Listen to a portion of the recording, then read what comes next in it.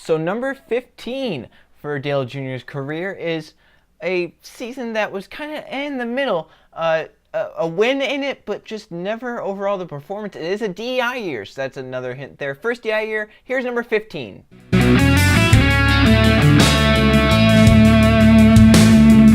2005, the worst year for Dale Jr. at DEI, in my opinion. He did have a win 7 top 5s and 13 top 10s, which was middle of the road for him at DEI at that time. He didn't get a pole. He only led 169 laps, which was pretty much equal to 2009, 2010, just kind of in the middle there. 19th in points, the worst ranking in points he was at DEI. Average start 24.9, abysmal, and average finish of 20.5. Just not a great season for Dale Jr. You see right here in the schedule, he had 3 different crew chiefs that year. Started with Pete Rondeau. I think I just bashed that name. Then he went to Steve Mill. And then, of course, ended with Tony Ure Jr. So he had 3 crew chiefs that season, all of which performed various. Like, Pete, not that great. Mill kind of turned everything around. Then Tony Ure Jr., of course, being Tony Ure Jr. and Dale Jr., they worked together. And as you can see there, points rank at the right side, not very good. So we'll start with the Gatorade duels, actually, because he was leading, coming to the checkered flag. His teammate Michael Waltrip goes to the outside, and this is probably the only photo finish Dale Jr. has been involved in his Cup Series career, and Waltrip beats him by about half a car length to the stripe, so Jr. ends up losing the Gatorade duel because of that.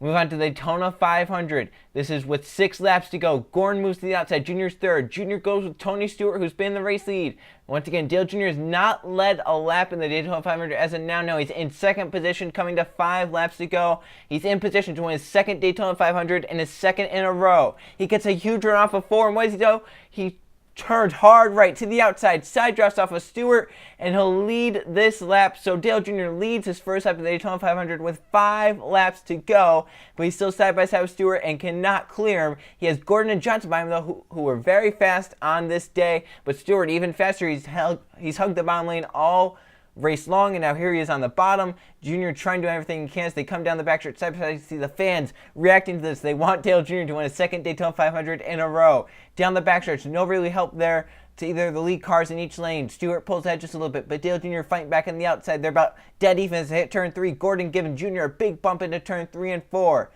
but it just kind of disperses behind. Gordon has no help from Johnson as Johnson kind of got a little slow right there, and then Gordon lays off of Jr. You see someone smoking back there.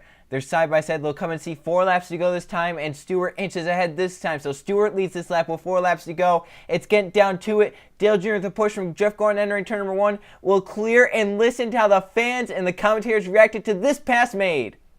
He made it. Go to the bottom now. He'll slam the door. He made it.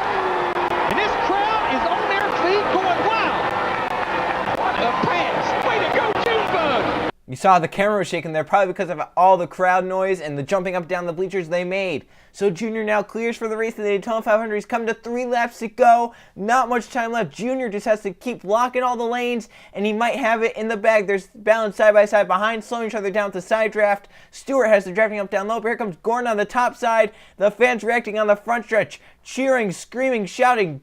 Jr. moves up to block Gordon, then moves back down to block Stewart. With 3 laps to go now, he's led his second lap in the 500. Blocks Tony Stewart. Now Stewart gets forced 3 wide. Kurt Busch. Gordon has the help up top. He's going to look low. Jr. blocks low. Now Gordon's going up high. Jr. does not block this move, something that he maybe should have done right there, because it could cost him the race lead. And who would have thought that a caution would come out right here as the 9 of Casey Kane, I believe that is, gets into the wall. Jr. falls back to second. The yellow comes out, and it sets up a restart with 2 laps to go. So Gordon gets the jump. Jr. blocks Johnson on the restart. Kurt Busch moves to the inside. Johnson to get to third. Now Jr. pushes Gordon through 1 2, a big push draft through 1 and 2, and Jr. trying to get back-to-back Daytona 500 victories as they battle side by side for third. This is really what's going to kind of hurt Jr.'s chances here. They come down the backstretch. It's a 2-car breakaway. Kurt Busch has a huge push.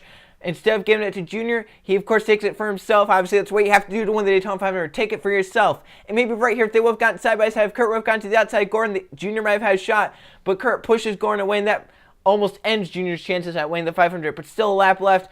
It's a Daytona with the Gen 4 cars. Anything can happen. So they come off of 4. They'll see the white flag this time. Gordon is leading Kurt Busch. They're bouncing off each other behind. The front 3 clear. They pull away. There's the white flag for Gordon, Kurt Busch, and Jr.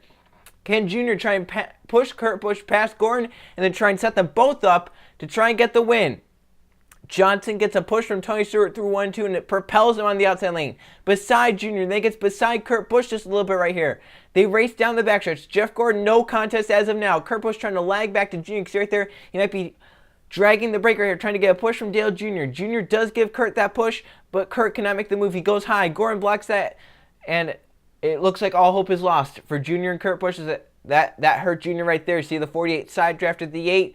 Kurt Busch and Jeff Gordon pull away. They're beating off each other behind, coming to the checkers. Front 3 pull away. Jeff Gordon's going to win his 3rd Daytona 500. Kurt Busch will get 2nd, and Dale Jr. will end out 3rd. He will be 2nd in points after this race, the highest he was in points all season. 2nd race of the season at Auto Club did not go well. Some camber issues on the left front of the car, making tires cut down a lot on the 8 car. He cut down tires on 2 separate occasions in this race. It was just a whole bad mess for the 18. They finished multiple laps down in the 30s. Not what they were looking for at the 2nd race of the season. It drops them down to the mid-20s. And push they're beating the hood with the hammer, trying to get the camber to a point where it won't cut tire sags. See right here, cutting the tire on the backstretch, sending rubber everywhere. Move on to the 3rd race. They're going to commercial break Foxes, and they cut back from commercial to this. An onboard Junior crashing with Brian Vickers and about 2 other cars. How did it happen? Well, it turns out Vickers and Junior are battling. Junior lets Vickers go right here, see right there, and he kind of misjudges it and maybe thought that Vickers was going to be faster into the corner, ends up spinning Vickers up into Dale Jr. had nowhere to go, and that causes a big crash in turn 1 and 2, and Junior finishes in the 40s, and it drops him down to 27th in the point standings, the lowest he was all season in points. Like, see right there, hard hit, the 8 car all torn up. We go now to Talladega. You think this has to be a big highlight for them to try and win? Well, he ends up causing the big one right here. This actually leads to a famous Chris Myers quote as the crash happened. And this will take some people out of the race, no doubt, Mike. So what actually happened was Junior bumped the 4 and bumped him sideways into Jimmy Johnson. It looked like Johnson actually caused the accident, but if you look at it, Junior bumped the 4 car into the 48 car, and that's really what caused the accident. It wasn't the 48 Johnson coming up into the 4. It was actually Junior giving the 4 a bump, which got him sideways and down into the 48. So right there, sideways, gets down to the 48. Of course, the 48 wasn't giving much room, but that's going to happen at restrictor plate tracks. So at the end of the race, Junior kind of in position, but they wreck, and he is involved. So right there, gets turned into the outside wall hard. Cars spin down low. 48 and the 1 slam the inside wall. Here's the onboard from Junior. He's sideways on the track. You'll see what happened here was up ahead. McMurray blocks Michael Waltrip. It slows the 15's momentum. They're all stacking up trying to get lanes. And right here, Johnson and Harvick make contact. And then that gets Dale Jr. spun around and all that. The 1 of Truex also gets spun to the inside. He hits the inside wall pretty hard along with Johnson. And the caution comes out. It didn't really look like anyone but Gordon was going to have a shot there. Gordon had the dominant car that day, and it showed. He was leading most of the laps. No one could really pass him. Once they passed him, they all had to team up. He actually passed them back by himself. You see right here from an onboard from Junior trying to get up there, trying to make something happen.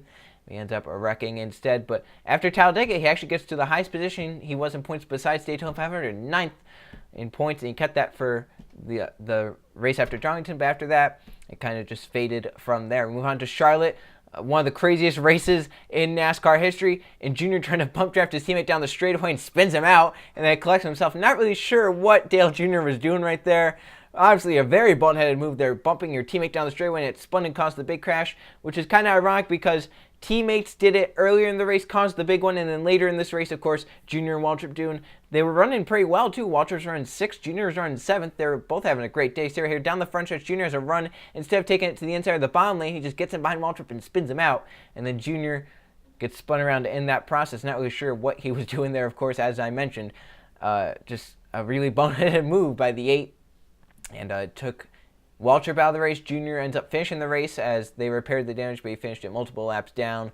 But a very crazy race for NASCAR. A lot of big crashes, a lot of everything happening. Then, of course, they had that close finish at the end. See right there from another angle, the 15 getting spun by the 8. Here's the onboard from Junior as he just plows right into the back of the 15 car. Watch this as he looks high. Maybe thinking he could have gone up high, but then just ends up spinning him out and spinning himself out as well. As then the 8 goes backwards and up into the outside wall.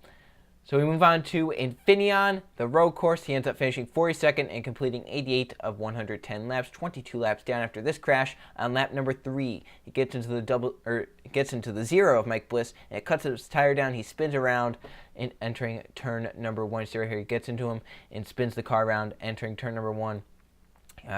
Team went to the garage, fixed the car, and finished 22 laps down, 42nd. We move on to Daytona. Tony Stewart dominates the race and wins. Dale Jr. ends up getting third. So pair of third place finishes at Daytona. And then we move on to Chicagoland. Some pit strategy. It's going to be restart, 12 laps to go. Junior takes 2 tires. Matt Kenseth, the dominant car, takes 4. Scott Wimmer in the 22 stays out. And on the restart, Junior flies by Wimmer down the backstretch. 12 laps to go. Junior gets side by side with Wimmer and into 3 and 4. Makes the pass. Dale Jr.'s out front Chicago. And Matt Kenseth on 4 tires. See right there, he's behind the orange 20 of Stewart. And Stewart actually makes a bold move to the bottom lane to try and get ahead of him. And see right there, Wimmer actually gets back to the race lead. Junior messed up 3 and 4, really drove it in hard. Then Vickers gets to the bottom of Junior, but right here, Junior on the outside, committed. Gets a little loose right there. Wimmer gets loose as the 8 gets to the outside of him. Vickers trying to make the pass on the 22. Junior clears the 22. Vickers as well. Down the backstretch. An interesting fact, before this race, Junior had only led 5 laps in the season at Daytona and Talladega. And he leads 11 in this race, and it's the final 11 laps. See right here, off of the corner, he's holding on Vickers for now. He leads this lap, but the 25 has come with a huge run. Brian Vickers has a car. He's not going to be nice. He looks to the inside during turn number 1. He has a run for the 8 car. But Dale Jr. powers off the corners and is able to make ground on the 25. See, Kenseth is now charging. He's going for 4th on the 22. Scott Wimmer trying to get there. He's dominated the race, but now taking the 4 tires might cost him, but he still has 9 laps now trying to run down the front 3 here on 2 tires. See, Vickers once again looking to the inside of the 8. Junior blocks it off nicely, and he'll keep the race lead. He'll actually pull away after that move as Vickers' car possibly fell off in the dirty air. Junior, of course, with the clean air, definitely helps his car. So we jump ahead a little bit. 3 laps to go.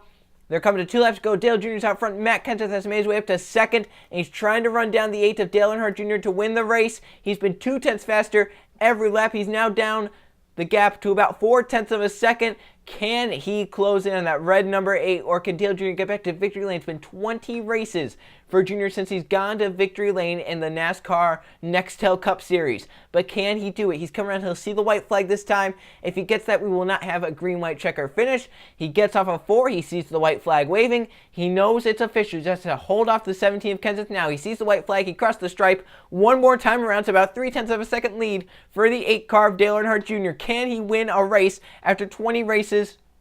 As it goes through 1-2, the 17 does close in a little bit, but it's not going to be enough. Not enough time for Matt Kenseth to run down Dale Earnhardt Jr. as Jr. enters turn 3 with a good enough lead to hold him off. I'll just let Bill Weber take it from here. Through 3 and 4, Dale Earnhardt Jr. has struggled all season, but today the Great 8 goes back to victory lane. Earnhardt wins at Chicago.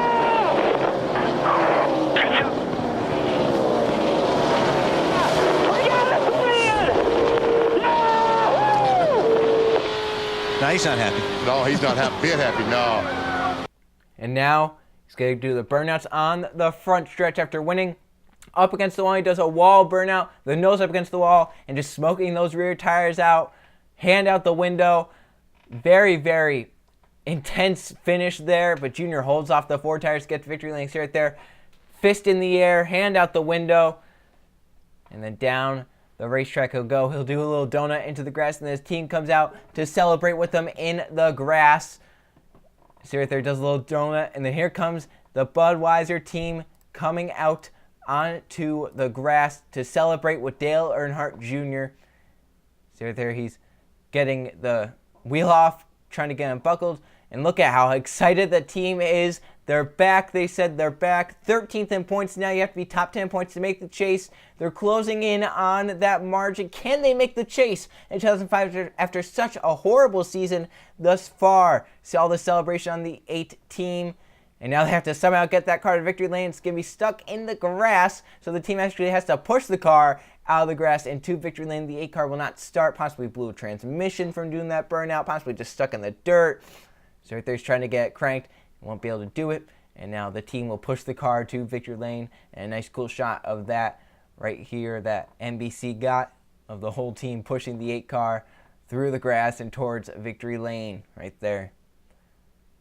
And then from the win to Brickyard, where he ends up getting crashed on a restart. It's a very slow restart, kind of stacked up, and Junior gets spun out of line by the car behind him and then back up into traffic and getting his teammate Martin Truex Jr. and a ton of others. So you see right here, it's going to be a very slow restart as the field is kind of stacked up, and the 8 gets spun around from the car behind him and then up into his teammate and others. Nowhere for anyone to go as Junior just came right back across the track. You actually see from Junior's onboard right here that he didn't even hit the car in front of him. He had checked up for the car in front of him, and then the car behind him just completely ran him over right here. And Junior finishes the Brickyard in the 40s, and it definitely hurts his chase chances. But nothing hurts chase chances more than this race at Fontana. Junior blowing an engine, and any little shot he had, he was 15th in points coming into this race, any little shot he had at making the chase was done up in smoke, as you would say, as he blows an engine. And that is the final nail in the coffin, the dagger, as you will, as he comes down pit road, smoke billowing out of the 8 car. It was actually funny because he had known it was going to blow. He said this about how he wanted it to blow up. He said that he hoped it would go up big, smoke, and fire, but we didn't see any fire. But his championship chances have now ended for Dale Earnhardt Jr. and the Bud guys. Surprised he wanted it on fire because in 2004 he actually had that fiery crash in the sports car, so surprised he would say that. At Talladega now, we're in the chase, a few races ahead. The big one happens, Michael Waltrip gets flipped over, and Dale Jr. has a ton of damage to the Budweiser 8 car. And of course, right there you can see Jimmy Johnson spins the 30 of Sadler up into the 8 of Dale Jr. And then of course, Michael Waltrip, Dale Jr.'s teammate, gets flipped over by Mark Martin. So right here, Johnson gives Sadler a push, but too much of a push. The 38 gets sideways and spins around. Then Dale Jr. trying to get around the outside, just nowhere to go, and gets collected right there in some pretty heavy damage. As you see from here, once again, trying to get around the outside, just can't get it. Car up off the ground a little bit there into the wall hard. And then we move on to Charlotte, where he had a fast Hot Rod 1 blazing fast car. He's up inside the top 10, and bound with Greg Biffle, blows a tire on the front stretch and takes any shot he had at winning out the window. That car was fast, cutting through traffic, in and out, in and out. Thought maybe he could have had a shot at the window. See right here, bound with Biffle, and it just goes straight to the right, hard hit into the outside wall. Luckily, he was okay after that. Then we move on to Atlanta. Another bad, fast Hot Rod at Atlanta. Mark Martin has a speed penalty. Junior is about second to third all race before then. So Martin with the speed penalty moves Junior to the race lead. And Junior leads at the restart. Lap car Susan inside, of course, Elliott Sadler and some others. 55 laps into the race only, as Junior trying to pull away and lead. And he does do that. He pulls ahead and leads. Some interesting facts from this race is that he led 142 laps in the race, which is more than double of what he led the whole season. And remember, he only led about 160 some laps, so this race obviously the best for Dale Jr. He obviously could not pull out the win, as his final 1.5 mile win in his Cup career came at Chicago the same season. That was actually his final 1.5 mile win, fun fact. And so Jr. pulls away on the restart, clears Elliott Sadler, the others trying to get up there with them.